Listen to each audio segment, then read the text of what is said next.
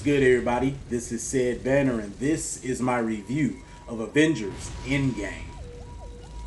So to say this film is highly anticipated is a huge understatement. I don't know if a movie in history has been this highly anticipated. I don't think it has. And today's Friday. The film's already breaking box office records, which we all expected, I believe, but it's definitely doing that. So that shows how anticipated this was. This has been building since 2008 when Jon Favreau directed the first Iron Man installment, which is still revered by many, by most actually, I believe, as being in the top 3 of best superhero films ever made. Definitely in my top 3, I don't disagree with that. And since then, Marvel has released this relentless assault of individual films and a few, ensemble films that have built to this.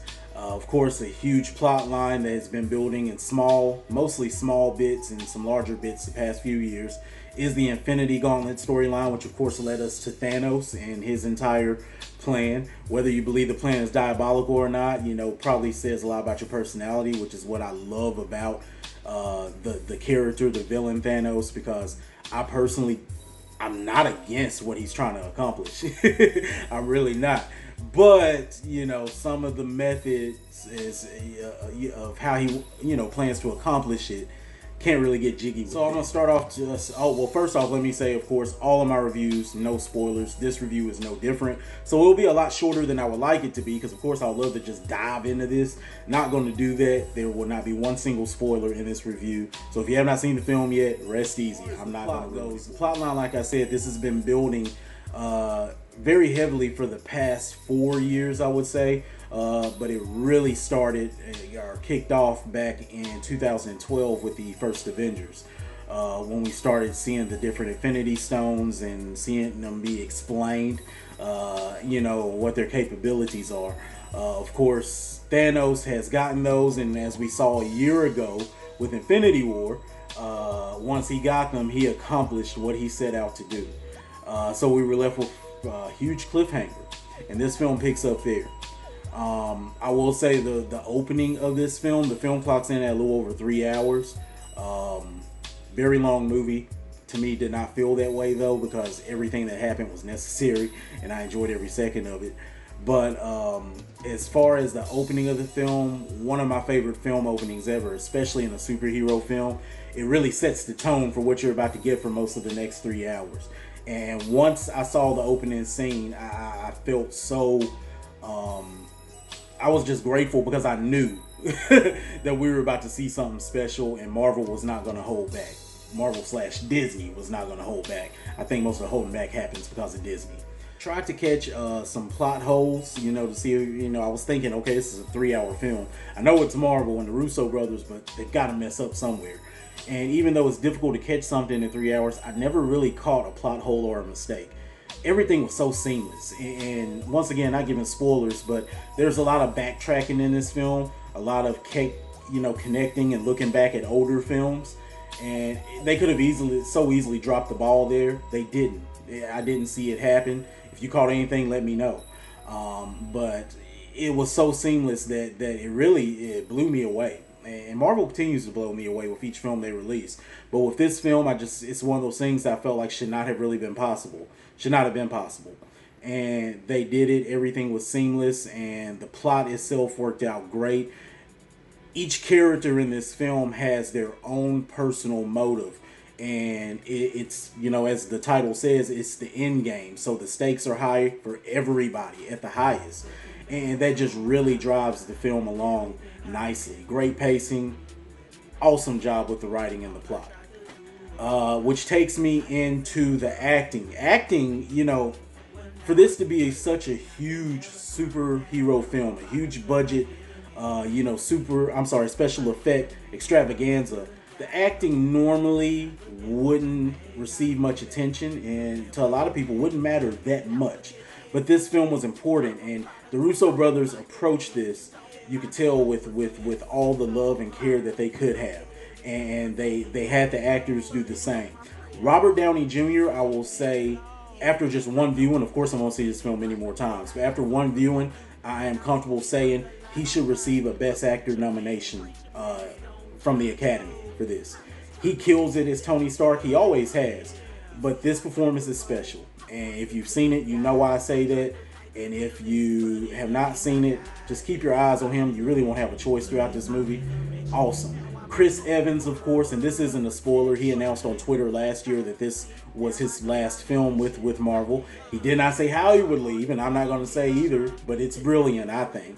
But Chris Evans, of course, does an awesome job. I'm not a Captain America fan. I've always been very vocal about that. I can't stand the character. And not to get too political, but I've always said he reminds me or strikes me as a hardcore conservative with a shield and powers, or in his case, just super strength. But the past couple of movies, Infinity War and even Winter Soldier, and especially here in Endgame, they forced me to really like him. They did. And I know that's mostly because of Chris Evans and his performance. Scarlett Jo as Black Widow kills it. My boy, of course, Hulk, Bruce Banner, played by Mark Ruffalo. He was a disappointment, of course, in Infinity War. A lot of people are wondering, would he redeem himself here? And I think a lot of people after this film a lot of people probably still won't feel that he redeemed himself. I feel like the character really did. And once again, no spoilers, but I will say that the version of Hulk we get in this film is my favorite version, always has been. It's the version of Hulk whose personality and demeanor just matches mine and mirrors mine, and that's why I've always related to the character. So the Russo brothers killed it with Hulk. They did it perfectly, and I loved it. That was one of the huge high points throughout this 3-hour running time for me watching the film.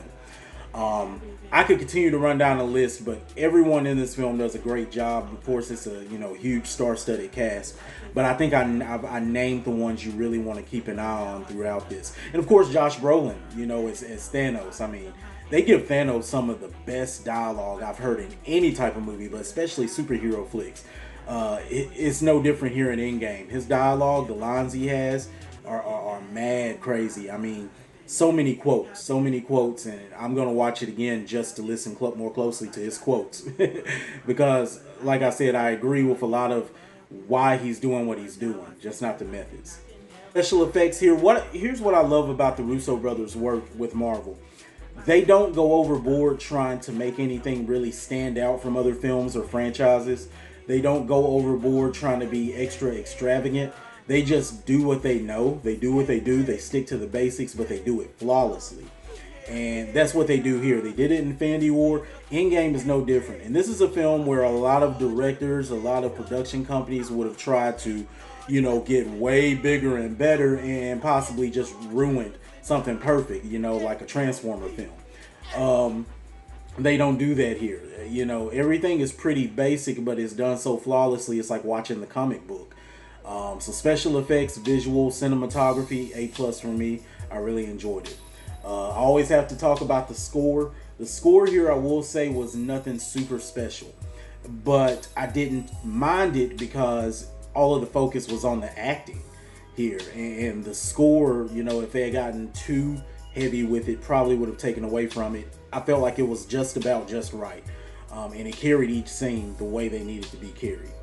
Also, I will say, and I'm sorry, when I talked about actors, I left out Chris Hemsworth, plays Thor, of course.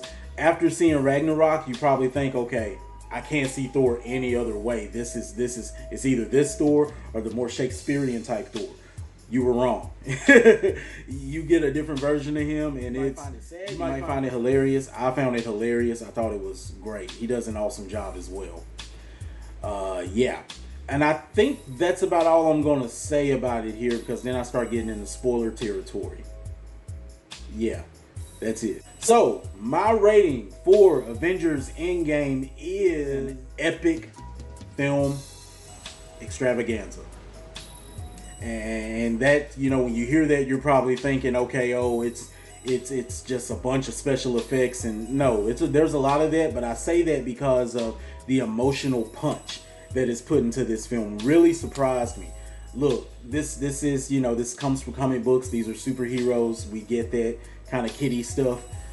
But Marvel has managed to build something here and connect us to these characters and bring us to a finale that if you have watched every Marvel film leading up to this and you don't feel a connection in this film and you don't feel punched in the gut a few times during this film, something's wrong with you. And that ain't even an opinion. I mean, that's the truth.